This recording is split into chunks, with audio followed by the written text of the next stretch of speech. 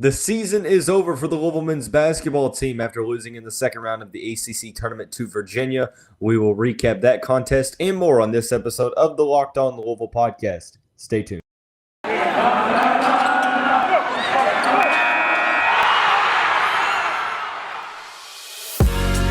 You are Locked On Louisville, your daily podcast on the Louisville Cardinals.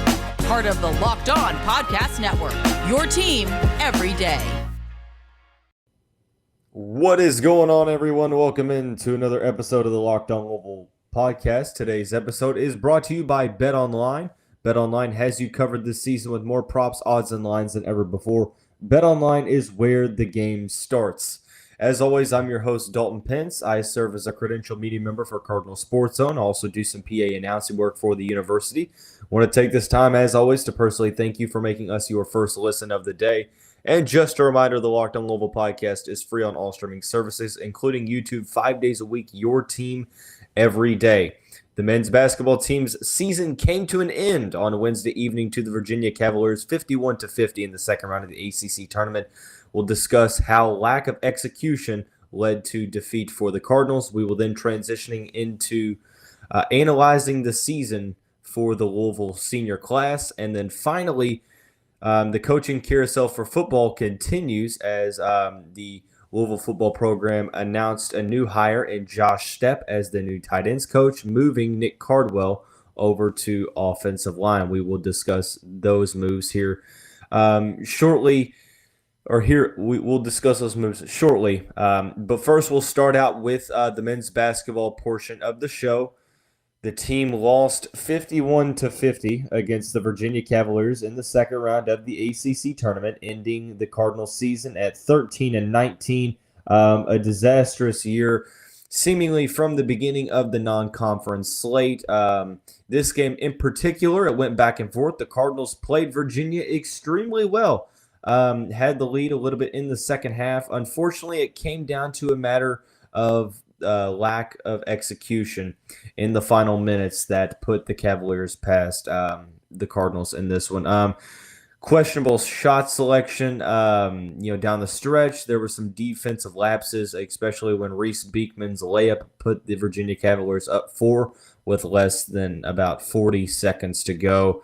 Jarrod West took a very deep 3 when the Cardinals were down 2, and then Locke had a very costly turnover after the Cavaliers went up 4. Louisville was able to cut the lead to 2, but Gardner was able to knock down both free throws, thus ending the game for the Cardinals, despite Louisville hitting a last-second desperation 3, cut the lead to 1. Overall, I was impressed by the effort put out by the Cardinals on Wednesday evening. I thought that defensively, that was the most engaged defensively that I've seen this team all season long.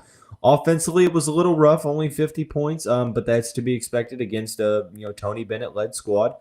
But I like the fact that they were getting the ball inside. And hats off to guys like Sidney Curry, Malik Williams, etc.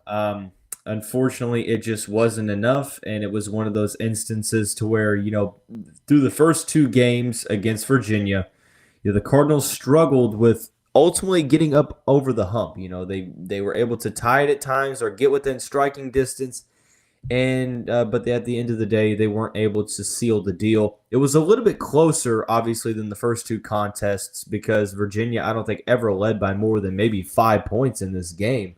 It was really just a back and forth, affair between the 2 teams, and I just came away extremely impressed with, especially the defensive effort against Virginia. Ultimately, the Cavaliers did not hit 1 3-pointer against the Cardinals. I'm not sure the last time a team has ever, missed all of their 6 3-pointers and beaten the Cardinals. Louisville, on the other hand, 5 for 22 from behind the arc, 22.7%. Out-rebounded Virginia by 2, had 2 more turnovers. Virginia shot 42% from the field, Louisville 35.7%. Like I said, it was a lack of execution. I felt like when the Cardinals were best on offense, it was when you had guys like Malik Williams, Sidney Curry getting the ball inside, because Virginia really didn't have an answer for either one for the most part, or really anyone taking it to the rack. But they still decided to continue to hoist up threes, went 5 for 22. I wouldn't necessarily go as far as saying they shot themselves out of this game, but I think that, the lack of efficiency in that aspect really hurt the Cardinals when you talk about this being a 1-point contest. So, overall, I thought Malik Williams played his heart out in his last game as a Cardinal. I was impressed with some of the things that I saw from Sidney Curry, but really it was a two-man show for Virginia. Like I mentioned, Reese Beekman had that layup to put the Cavaliers up 4. There were only 2 players that scored in double figures. Actually, Beekman didn't even score in double figures. He had 8. But Jaden Gardner led the way. 17 points, was a mismatch all evening long for the Cardinals due to his size in the paint. Kihei Clark continued to be a thorn in Louisville's side every time he plays against them. 7 for 14 from the field, had 15 points to go along with 4 rebounds for the Cardinals. One player in double figures, that was Malik Williams. Sidney Curry had 6, Noah Locke with 8. Sam Williamson 9, L. Ellis with 7. So definitely didn't necessarily shoot the ball well from the field, but it was the defense that kept them in this game, and I came away very impressed. But unfortunately, some of that progress, some of that overall the leeway that they created was evaporated pretty quickly when you looked at the shot selection. I thought that some of the looks were decent, but I also felt like the Cardinals rushed some shots, or they took too long. There were a couple of shot clock violations, some unfortunate turnovers. I will say, it seems like every time Louisville plays Virginia, you have to prepare yourself for a questionable whistle. Look, I'm never one to blame officials for a team losing a game. I didn't do it against North Carolina, when Armando Bacot flopped, got the foul call and the technical foul call, and then ultimately fouled Sidney Curry in the head and neck area, and then Sidney Curry was called for the foul in that game against North Carolina about a month ago. But I do think that sometimes it needs to be acknowledged. I feel like every time Louisville plays Virginia, Virginia gets away with some questionable defensive calls. There were some calls on the offensive end for the Cavaliers that I thought were kind of tic-tac fouls. Some clean strips that were called fouls, some continuations that were called fouls and ones. And it is what it is, but I don't necessarily think that Louisville got that that favorable whistle on their end of the offense, especially on the last player. So where Sidney Curry goes up for the layup, he hits the layup, but obviously gets fouled.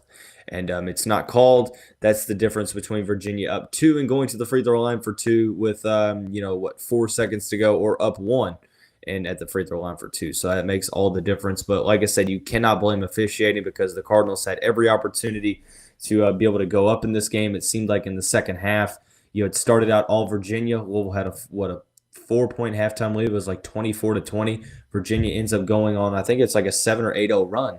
And, Louisville battled back, and it was just kind of back and forth all second half. And I thought that there were instances where the Cardinals tied it up, and they had the opportunity to really try to, get a lead late in the second half. And unfortunately, just weren't able to do so. So the lack of execution down the stretch for Louisville proved to be too costly, and ultimately was the reason that the season has ended at 13-19. So I want to take this time now to take a little bit of a step back. I want to analyze the seasons for the 4 seniors: Malik Williams, Mason Faulkner, Noah Locke, and Jarrod West. We will do that here in just a second after we talk about our friends over at StatHero. Man, I love March Madness. I love the brackets, but sometimes I can't remember the last time I actually went deep or even won any money. This year, however, most people I know are hedging their bets with StatHero's NCAA Pick'em contests. You're able to take control back from those handicappers that always seem to have the advantage. StatHero gives you the advantage, resulting in their gamers winning 4 times more often. Why? Because StatHero eliminates the mystery about who or what you are going up against. They simply post sets of players for you to take on with a set of players that you can choose. And this is what daily fantasy was simply meant to be. So do yourself a favor, sign up for free today right now at stathero.com/lockedon and use the promo code LOCKEDON for a 100% match deposit. That's stathero.com/lockedon and using the promo code LOCKEDON for a 100% match. Maybe you didn't hear me. stathero.com/lockedon with the promo code LOCKEDON. Terms and conditions apply. Thanks again for making Locked On Louisville your first listen every day. Make sure to check out Locked On Bracket Breakdown March 14th right here on the Locked On Louisville podcast feed and YouTube channel. College basketball experts Chris Gordy, Andy Patton, and betting expert Lee Sterling give you in-depth breakdowns on every matchup. All right, transitioning over into a little bit of a step back, talking about – I feel like I did that, a little bit of a step back, a little corny pun there. But I want to analyze the kind of collective seasons that the 2022 senior class has had. Malik Williams, Mason Faulkner, Jarrod West, Locke. Now, 3 of those are grad transfers, only here for 1 season. So we'll start out with Malik Williams, since I imagine most of the segment will be dedicated to him. I will go out on a record and I'll say, I think most people, it's a little bit unfair to Malik because most people will remember him for this season, some of the suspensions and stuff like that, the quote unquote off the court issues, or on the court issues, I should say, locker room issues. And I get it. Sometimes his style of play may not necessarily be what most fans are looking for from him, but I will go on the record and saying, I tip my hat to him. I'm extremely grateful for his role over the past couple years in this program, because what people forget, and I get it, recency bias is a very real phenomenon. So the last taste in people's mouths of, the legacy of Malik Williams is going to be, about the suspensions, about, the turmoil within the program, and it's going to be associated with the 13-19 disappointing season, one of the most disappointing seasons in Cardinal basketball history. But I'll go out on the record and I will say that, at any time in the past 5 years, he could have given up on this program. He could have turned his back on this program. He could have left this program. But instead, he embraced the unknown. He embraced the, I don't want to say controversy, I guess you could say the obstacles and the uphill battle. And he doubled down. He doubled down in his support of this program. He doubled down as a Cardinal. And that's really all you could have asked for and more. Because like I mentioned, there were many opportunities for him to say, you know what, maybe it's time for a change of scenery. I've been here long enough. I can go somewhere, play another year. I can go play, overseas or try to make a career in the NBA, etc. I can go somewhere else and I can play. But he didn't do that. He played for 4 head coaches. The rug got pulled out from them, when Pitino got fired. He decided to stay, stayed throughout the pageant year. When Chris Mack was hired, decided to stay on as well. Obviously, this year didn't go as planned, but he decided. But don't get it twisted. He decided to come back after spending almost all of the, or a good amount of the 2019 season hurt, or 2019-20 season hurt. Had some injuries there, and then he spent some of the 2020-2021 season. So the 2 seasons before this, it was very injury plagued for Malik Williams. So, I mean, like I said, there's been many instances in which he could have given up. He could have went somewhere else. He could have just, said, oh, you know what? It's time for me to end this chapter of my life. But he never did. He doubled down for his support of this program. He embodied what it meant to be a Cardinal with his resilience and his patience and his overall hard work. Look, I get it. it's not great to have your senior captain, multiple time captain, get suspended for some, off the court issues or maybe even on the court. It's hard to tell, issues in practice, I should say. I guess I don't want to say off the court, outside of the basketball realm, because I guess it was in the basketball realm. But you can choose to, remember Malik Williams for what you will.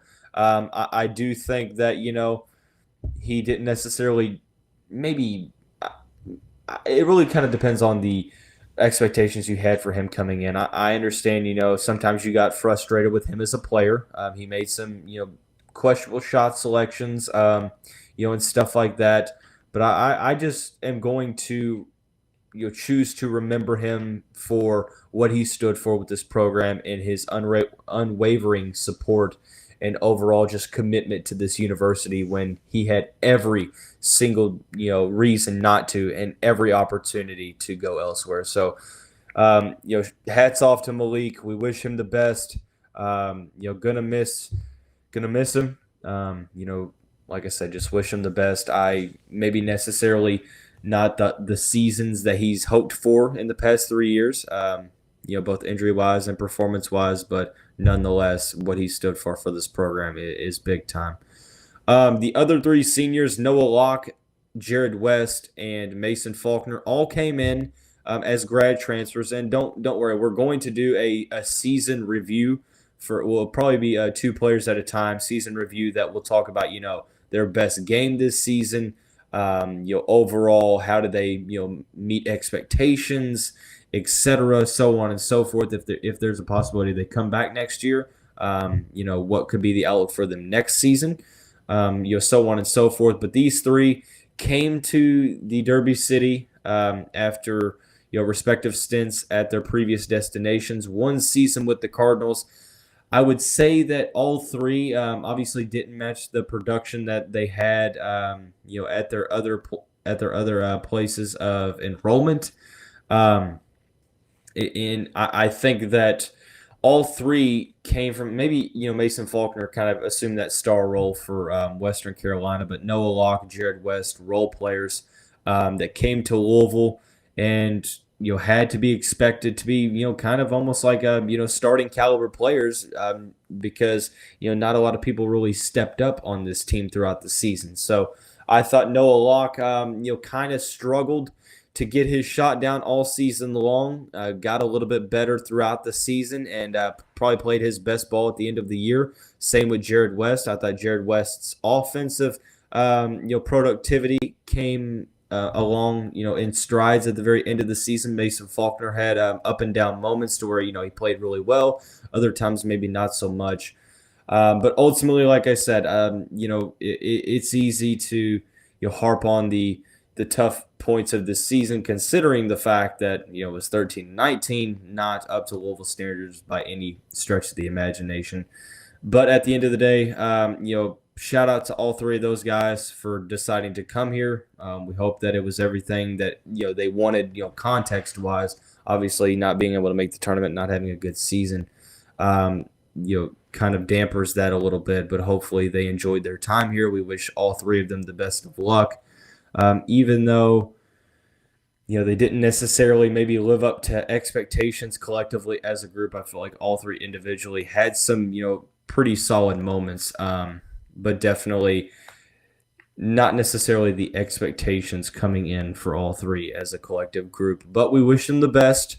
Shout out to them for coming here, for deciding to come here, deciding to come to be Cardinals. They could have gone anywhere they came here. And unfortunately, I wish we could have sent them out on a little bit of a better note. So, like I said, we'll continue to do the season reviews as the next couple of days go on. Hopefully, there's a new coaching hire, sometime here in the near future. So we will see. But with the final segment of the show, the football program has seemingly finalized its coaching staff after, moving Nic Cardwell over to the offensive line coach and making Josh Stepp the new tight end coach. We will analyze both of those moves here in just a second, and I'll tell you why I like those moves after we talk about our friends. First, beginning with Run Your Pool. March Madness is literally about a week and a half away. That means you need to start thinking now about where you're going to be running your brackets this season. Along with standard brackets, Run Your Pool offers game types like Survivor or Pick X. They have options to edit scoring, and they offer more intel to make your picks, all stuff you want ESPN or CBS. Clearly, we believe Run Your Pool because, like I said, we're running our brackets there ourselves. There's no truer test than that. If you want to play against us for a shot at a cash prize, join us at runyourpool.com/lockedon, and while you're there, create your own pool for your friends and family. Enter the promo code Pure Madness at checkout for $10 off your custom pool. All the rules and details will be available there.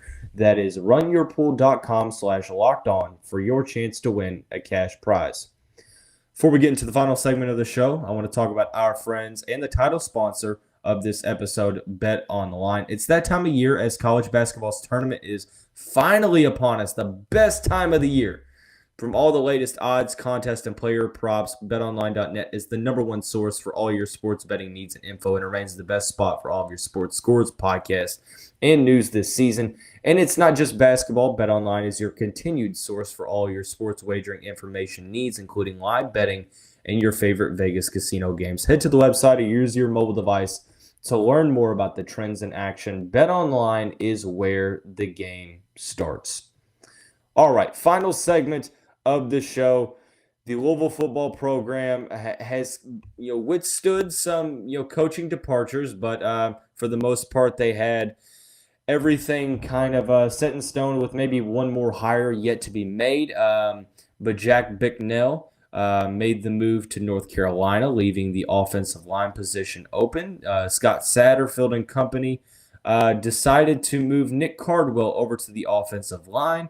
And now it was announced on Wednesday that Georgia Southern, I believe. No, Georgia State. I get them mixed up. Georgia State offensive coordinator Josh Stepp is the new tight ends coach. I like both of these moves.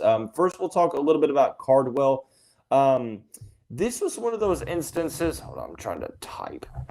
This was one of those instances to where there was a lot of support internally for Cardwell to get this position. As we mentioned, he's been a Satterfield guy throughout pretty much his whole coaching career. Spent a lot of time at App State. He's a former tight end himself. He's coached tight ends a lot, but he's also been, an offensive quality control coach at Appalachian State. A big hype man here at the University of Louisville. I mean, you saw the instances to where, he's hyping the guys up before the game, all that energy and stuff like that. In 2015 and 16, Cardwell was the offensive line coach and recruiting coordinator at North Greenville University. So he has some experience on, coaching the offensive line. And this is one of those to where it kind of makes you wonder because doesn't have a lot of high experience with the offensive line, more of an expertise in the tight end department. But I think it speaks volumes that there were a lot of guys on the offensive line that advocated for, just kind of pushed for Cardwell to get this position. You'd heard throughout the media that a lot of guys were wanting Cardwell to get it, but I reached out to someone who is friends with some people on the offensive line, and they came back to me with the message that it's pretty much a unanimous thing to where, they want Cardwell to be their offensive line coach. And I think that kind of speaks volumes, and it kind of alleviates some of the, concerns that I had about some of the lack of, overall, I guess you could say, experience with the offensive line. There's a very, very veteran-led group. So it'll be interesting to see how that comes about. Jack Bicknell had these guys playing at a very high level in 2021. All eyes will be on the offensive line to protect Malik Cunningham and the running back committee in 2022. But I like the hire. I like the energy he brings. There's a factor that we'll talk about here in a second that I think makes me like it even more. The tight end hire, Josh Stepp, the offensive coordinator at Georgia State. He actually was promoted to offensive coordinator in January, wasn't able to, showcase any of that coaching, this upcoming season, having just been named in January, but spent the last 6 seasons at Georgia State where he helped a handful of tight ends get some all-conference honors. And during this time, I will read this from CardChronicle.com's Mike Rutherford, and I quote, it says, Stepp was a key member of the offensive staff that produced record-setting units, leading the Panthers to 4 straight winning seasons and bowl berths. He helped the GSU offense produce the top 3 scoring figures in program history and 3 of the top 4 total offense marks over the last 3 years. During that time, the Panthers set school records for scoring, touchdowns, total offense, and rushing offense. And, another thing, I think that the versatility and the overall,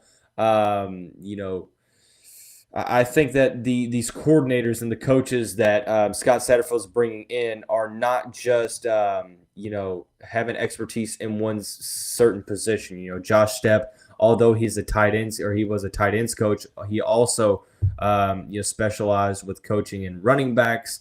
Coaching running backs, was going to be the quarterback's coach this upcoming season.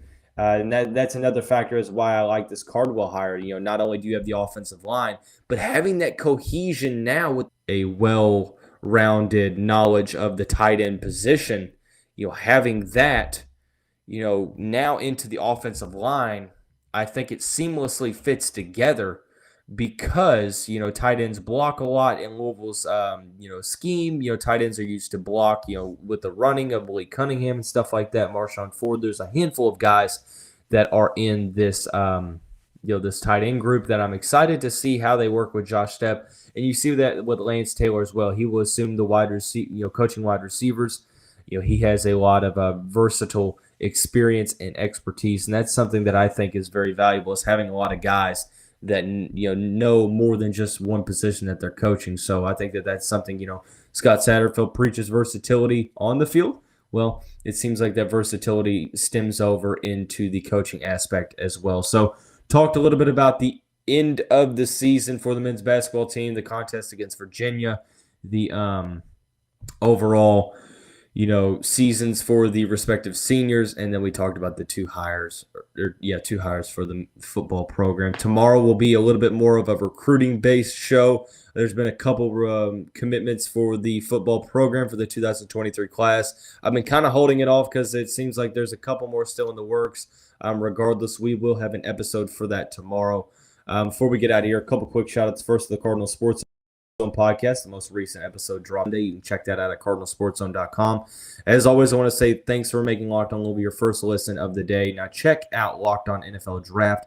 Ryan Tracy and former NFL quarterback Eric Crocker bring the NFL Draft to life every day with insight and analysis on college football prospects and NFL front offices. It's free and available wherever you get your podcasts. But that's going to wrap up this Thursday edition of the show. Everyone have a great day, and we will see you right back here tomorrow. Go Cards.